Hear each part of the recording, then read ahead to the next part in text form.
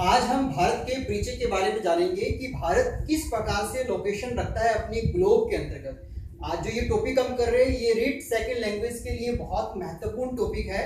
और चाहे हम पटवारी की बात करें, चाहे हम कांस्टेबल की बात करें, उन सभी का ये कंबाइंड आपके पास टॉपिक दिखाई दे रहा है। सबसे पहले आप देख रहे हैं बोर्ड के ऊपर एक राउंड जीरो देख रहे हैं और हम जीरो लेवल से आज की क्लास भी क्या करेंगे, शुरू करेंगे। ये ग्लोब जो आप देख रहे हैं जीरो लेवल, ये भी पूरा ग्लोब है। इसको मैंने क्या किया है, एक लाइन यहाँ पर मैंने दी है और इस लाइन के कारण है ना, इस ग्लोब के कितने पार्ट्स हो गए, दो पार्ट्स हो गए आपके पास। फर्स्ट ऑफ ऑल आप देख रहे हैं जो नॉर्थ वाला पार्ट है आपके पास, उसे हम बोलेंगे उत्तरी गोलार्ध और दक्षिण वाले भाग को क्या बोलेंगे, दक्षिणी गोलार्ध। ये जो लाइन आपने देखी, ये जो पैरेलल रेखा आपने खींची है, इसको हम कहेंगे भूमध्य रेखा। कौन सी रेखा कहा जा रहा है, भूमध्य रेखा, जिसका मान हम देख सकते हैं 0 डिग्री। कितना डिग्री है, 0 डिग्री। इसी रेखा को विषुवत रेखा के नाम से भी जाना जाता है ना। अब हम बात करें, एक लाइन मैंने क्या की है, उत्तर से दक्षिण की ओर मैंने खींच दी है, उत्तर से दक्षिण की ओर। और इस लाइन ने भी इस ग्लोब को दो पार्ट्स में क्या कर दिया है, डिवाइड कर दिया गया है।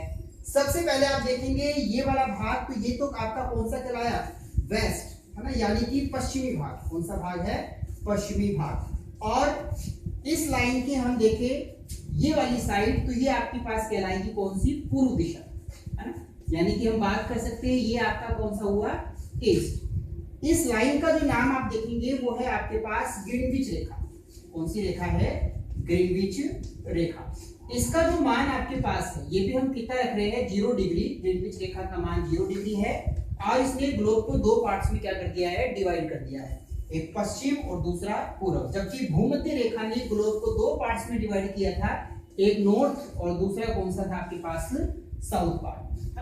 अब आपको ये देखना है कि जो भूमध्य रेखा है ना, भूमध्य रेखा जो उत्तरी गोलार्ध में है, उत्तरी गोलार्ध में आपके पास अक्षांश आते हैं। क्या आते हैं, अक्षांश। भूमध्य रेखा के समांतर खींची गई रेखाएं क्या कहलाती है, अक्षांश कहलाती है। तो हम भूमध्य रेखा के समांतर खींची गई कोणीय दूरियां है ना, ये आपके पास क्या कहला रही है, अक्षांश कहला रही है। कितने डिग्री अक्षांशों की तरफ हमने जाना है, आप बड़े गौर से देखिएगा। भूमध्य रेखा डिग्री का जो मान था वो कितना था, 0 डिग्री। और अपने जाएंगे 0 से 1 2 3 4 50 60 70 80 और लास्ट हमने जाना है कहां तक, 90 डिग्री तक। कहां तक जाना है, 90 डिग्री तक। यानी कि भूमध्य रेखा के 90 डिग्री उत्तरी अक्षांश आपके पास। और इसी प्रकार से भूमध्य रेखा के दक्षिण में भी अपने कितने डिग्री अक्षांश जाएंगे, 90 डिग्री। तो भूमध्य रेखा के 90 डिग्री उत्तरी अक्षांश और 90 डिग्री दक्षिणी अक्षांश। तो यहां से सिंपल सा प्रश्न बनता है आपके पास एग्जाम के पॉइंट ऑफ व्यू से कि अक्षांशों की संख्या कितनी है ना। तो आपने देखा यहाँ पर 90 + 90 = 180। अक्षांशों की संख्या कितनी है आपके पास, 180। अब कई बार क्वेश्चन उठता है कि भाई 181 वाला क्या चक्कर है ना।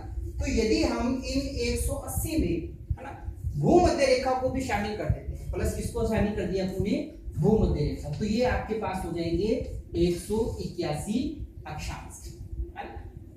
कुल अक्षांशों की संख्या 180, भूमध्य रेखा सहित कुल कितने अक्षांश, तो आपका आंसर होगा 181 डिग्री। अब बड़े ध्यान से सुनिएगा, जैसे जैसे अपनी भूमध्य रेखा से ध्रुवों की ओर जाते जा रहे हैं, तो आपके पास अक्षांशों की जो लाइनिंग है वो क्या होती जा रही है, धीरे होती जा रही है। अक्षांश क्या होते जा रहे हैं, छोटे होते जा रहे हैं। और जैसे हम 90 डिग्री पे जाएंगे तो बिल्कुल बिंदु के रूप में आपके पास क्या दिखाई देगा, 90 डिग्री अक्षांश। और इसी प्रकार से दक्षिण में भी आपके पास 90 डिग्री अक्षांश एक बिंदु के रूप में दिखाई देता है। तो कई बार आपसे क्वेश्चन ये भी पूछ लिया जाता है कि दो ध्रुवों के बीच में है ना, उत्तरी ध्रुव और दक्षिणी ध्रुव के बीच में कुल कितने अक्षांश आपके पास है। तो आपने क्या करना है, दो ध्रुवों के बीच में पूछा है तो इन दो को तो क्या कर दोगे आप, माइनस कर दोगे। क्या कर दोगे, माइनस। अब हम 181 में से 2 माइनस करेंगे तो आपके पास कितना आएगा, 179। तो 3 प्रश्न बने। कुल अक्षांशों की संख्या 180, भूमध्य रेखा सहित कुल कितने, 181, और दो ध्रुवों के बीच में कुल अक्षांशों की संख्या कितनी, तो आपको याद रखना है 179। ओके स्टूडेंट, अब हम बात करते हैं कि इन अक्षांशों का काम क्या है।